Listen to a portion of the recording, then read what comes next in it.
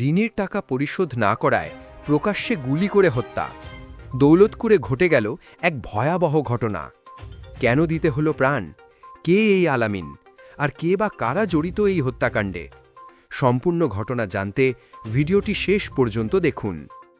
দৌলতপুরের পঁচাভিটা এলাকায় বৃহস্পতিবার সন্ধ্যায় ঘটে যায় এক রোমহর্ষক হত্যাকাণ্ড। ৫৫ বছর বয়সী রাফিকুল ইসলামকে চায়ের দোকানে বসে থাকা অবস্থায় খুব কাছ থেকে গুলি করে হত্যা করা হয়। ঘটনাটি মুহূর্তের মধ্যেই এলাকায় আতঙ্ক ছড়িয়ে দেয়। পুলিশের প্রাথমিক তদন্তে উঠে এসেছে রাফিকুল ইসলাম তার ছেলেকে বিদেশে পাঠানোর জন্য আলামিন নামে এক ব্যক্তির কাছ থেকে টাকা ঋণ নিয়েছিলেন, কিন্তু বহুবার চাওয়ার পরেও রাফিক টাকা ফেরত দিতে পারেননি। এতে ক্ষিপ্ত হন আলামিন।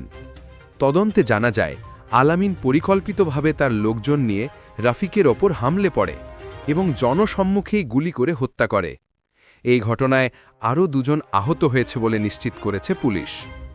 নিহতের স্ত্রী রোকেয়া খাতুন ভেঙে পড়া কণ্ঠে জানান, আমার স্বামী কাউকে কখনো কষ্ট দেননি। একটা ভুলের জন্য তাকে এভাবে মেরে ফেলল। আমরা বিচার চাই। তার এই কান্না ভেজা আর্তনাদ চারপাশের মানুষকে আরও আবেগাপ্লুত করে তোলে। গ্রামের মানুষের মধ্যে এখনও চরম আতঙ্ক, কারণ তারা বিশ্বাস করতে পারছে না যে একটি ঋণের টাকা না দেওয়ার জন্য এমন বর্বর হত্যাকাণ্ড হতে পারে। দৌলতপুর থানার ওসি সুলাইমান শেখ জানান, নিহতের স্ত্রীর করা মামলার ভিত্তিতে ফারুক হোসেন নামে এক যুবককে গ্রেপ্তার করা হয়েছে। ফারুককে জিজ্ঞাসাবাদ করা হচ্ছে এবং তার দেওয়া তথ্যের ভিত্তিতে অন্যদেরও গ্রেপ্তারে অভিযান চলছে।